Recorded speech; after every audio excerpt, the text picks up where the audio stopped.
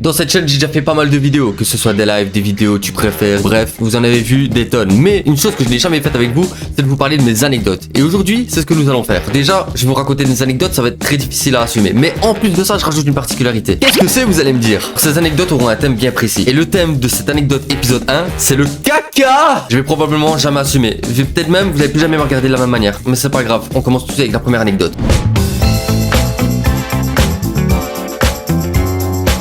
Pour cette anecdote, comme pour les autres, il faut savoir que j'avais 12 ans et que j'avais des problèmes de constipation. Cette anecdote, elle s'est passée chez moi. Donc on attendait de la visite, il y avait mon frère qui devait arriver avec sa copine et ma nièce. Du coup, ma nièce qui à ce moment-là a 3 ans, je rappelle. Qui sont arrivés à la maison, on est en train de discuter tranquillement. Bref, pour l'instant, chill, pas de problème. Je décide de jouer avec elle. Pour l'instant, on s'amuse, tout ça. On est dans le salon, salle à manger. Bon, c'est un peu entre les deux. À un moment, elle s'arrête et elle regarde le tapis. Genre vraiment, elle se tape un fixe sur le tapis. Moi, sur le coup, je tilte pas. Je vois, elle vient toujours pas. Je me dis, bon, ok, je vais peut-être aller voir. Et là, comme de fait, en fait, pile devant elle, sur le tapis de salon, il y avait un caca. Moi, j'ai vu ça. Ma première réaction, appeler ma mère et lui dire, ah maman, il y a un caca dans le salon, c'est bizarre. Alors dit comme ça, on pourrait pas me croire. Et pourtant, c'est vrai. Le souci, c'est que voyant la taille de l'engin et sachant que ma nièce portait des couches, c'était pas possible qu'elle ait pu lâcher un truc comme ça, tu vois. Alors qu'est-ce que je fais? Je décide de monter très vite et là, je vérifie que je me suis pas chié dessus. Et ce qui est bizarre, c'est que j'avais rien. Il y avait pas de tache même sur mon slip. Mais le seul qui est passé par là, c'était moi. Du coup, je suis redescendu vite fait et étant donné qu'ils avaient vérifié et que c'était pas ma nièce, il restait plus qu'une seule solution.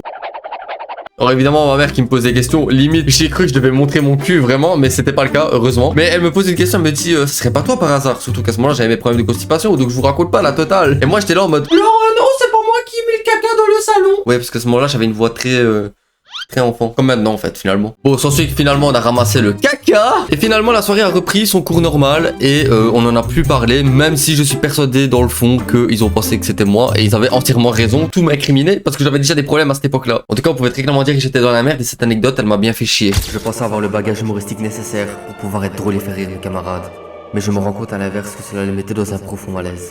Voilà pour cette première anecdote. En plus de ça, elle est chill parce qu'elle se passe chez moi, mais la prochaine ça se passe dans un autre endroit et c'est maintenant d'ailleurs.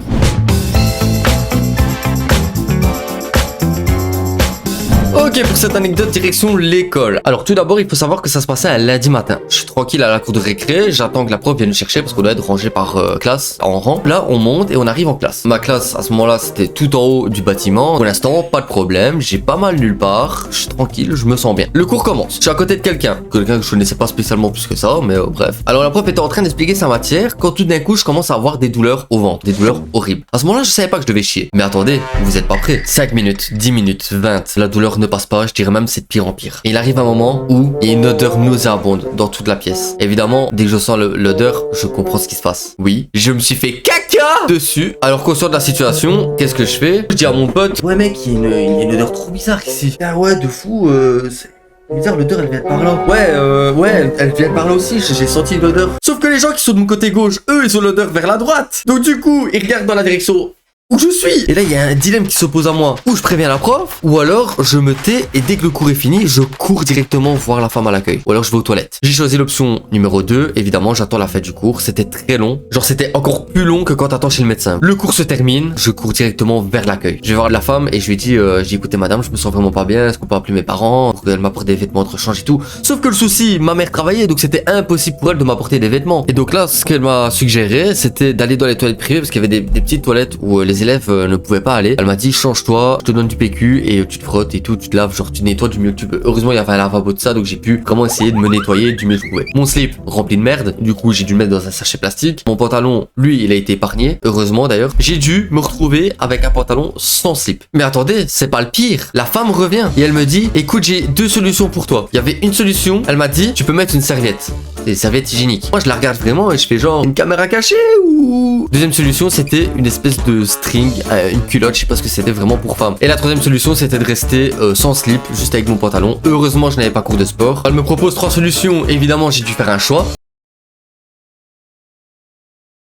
Alors non, c'est pas ce que vous croyez. Alors évidemment, j'ai choisi la troisième option, donc du coup, je me suis retrouvé sans slip. Mais ça ne s'arrête pas là. Du coup, je retrouve mes camarades de classe qui, eux, se posaient des questions de mon absence. Et heureusement, ils n'étaient pas dans la même classe au moment où je me suis chié dessus. On arrive à la fin de la récréation, donc qui dit fin de récréation, dit se ranger. Donc on se range et on attend le prof. Là, à ce moment-là, le prof arrive et il décide de nous emmener en classe. Alors évidemment, pour passer dans le bâtiment, il faut passer une porte, mais si vous voulez, dans la porte, il y a une espèce d'abri un peu. Et le problème, c'est qu'au bord de cet abri, il y avait une merde de pigeons. Là, vous vous doutez bien bien, il a fallu que je passe. Et là, bam, grosse merde de pigeon dans ma gueule. Je suis allé aux toilettes, je me suis nettoyé les cheveux comme jamais. Par contre, c'était de la merde ce truc à enlever, ça colle, c'est un truc de fou. Et finalement, je suis revenu en classe. Avec du retard.